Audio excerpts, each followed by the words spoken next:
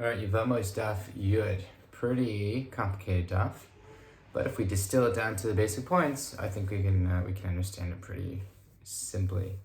So first of all, on yesterday's daf, we had a pretty harsh rebuke that Rebbe gave on Levi. Right, Levi was the one who said that. I know the Mishnah said there are 15 examples of ervas that exempt their co-wives and co-wives from Yibam. And Levi said there's actually a 16th case, which is called Imo Anusas Aviv, which is an instance where one's mother was forced by his father. So Levi says that's case number 16. And yesterday's daf, we were trying to explain Rava's the reason for Rebbe's rebuke. Rebbe was pretty harsh, like you should have known better. Why would you say such a thing?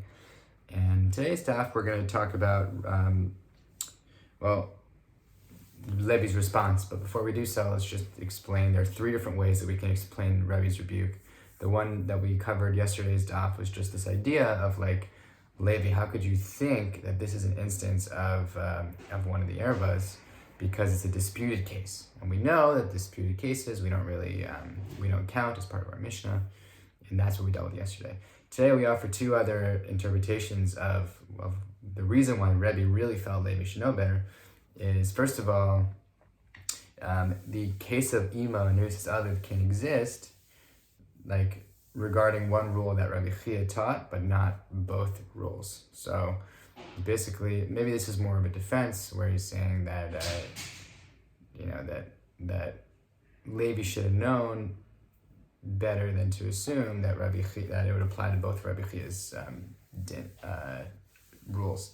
The second thing is I wrote it down here. Our Mishnah does deal with disputed cases. Initially, we said like the Mishnah doesn't deal with disputed cases. So now we're interpreting Rebbe's attack as saying, no, the Mishnah does deal with disputed cases, but how could Levi not realize the Mishnah goes like Rabbi Yehuda, who says that Imo Nusas Aviv is Asur. It does not make the tsaras, the co-wives and the co-wives pati from Yibam, because you cannot do Yibam at all from such an instance. And that's why it's not listed as a case of women who exempt their tsaras from Yibam and Chalitza, because this whole instance is not valid according to Rabbi Yehuda.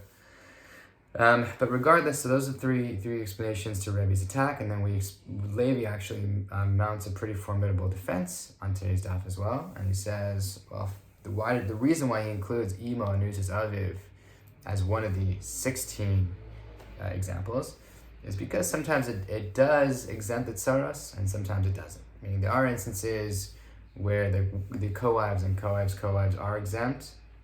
For example, if a woman was coerced by the father while she was married to him, and then the father dies, childless, okay, and then the woman, remember this is the mother, marries the guy's brother.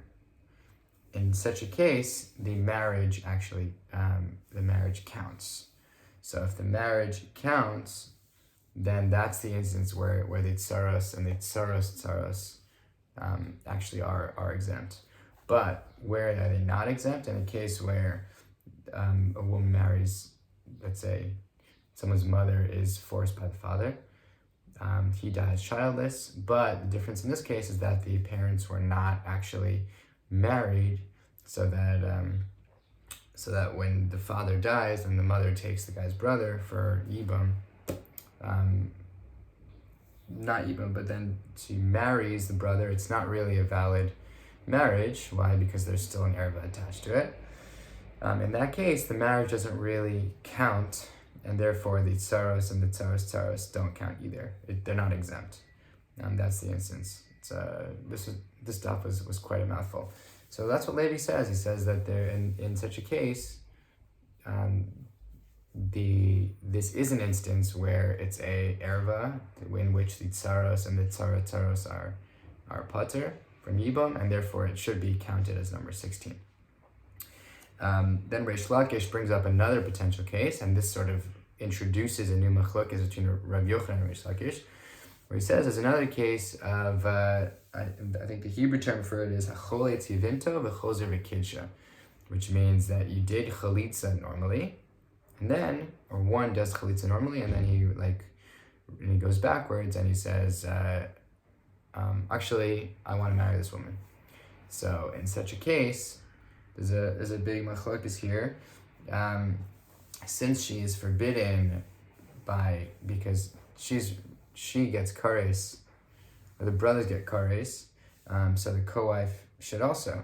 Rabbi Yochanan says, no, this doesn't really apply because although maybe the co-wife is parted from Yibam, but the tsare tsaros, the co-wife does not apply here. And the reason is because when Shimon dies, the rest of their brothers are subject to Eish Ach because only he did chalitza. And then Rabbi Yochanan pushes back and he says, well, why didn't he say because they're chayav lav b'nei chalitzin in here, that you're not really chayav a lav for such a thing. And the answer is no, he was just using Reish Lakish's terminology. But this sort of launches, I know that probably wasn't so clear, and I don't know if the best way to really explain this in the time allotted, but it sort of launches into this machlokes between Rabbi Yochanan and Reish Lakish about this concept of somebody who does chalitza and then goes back and marries the woman. Like, what does chalitza do for the other brothers involved? According to Reish Lakish, the chalitza is only applies to this one guy. So then if he goes back and marries a woman, there's just a small lav on him, which is the lav of Asher Yibanem, and you can't, there's a lav in the Torah, you can't rebuild a house on someone who you just chalitza with. And so he has the lav, but the rest of the brothers get kares. And then according to Reish Lakish,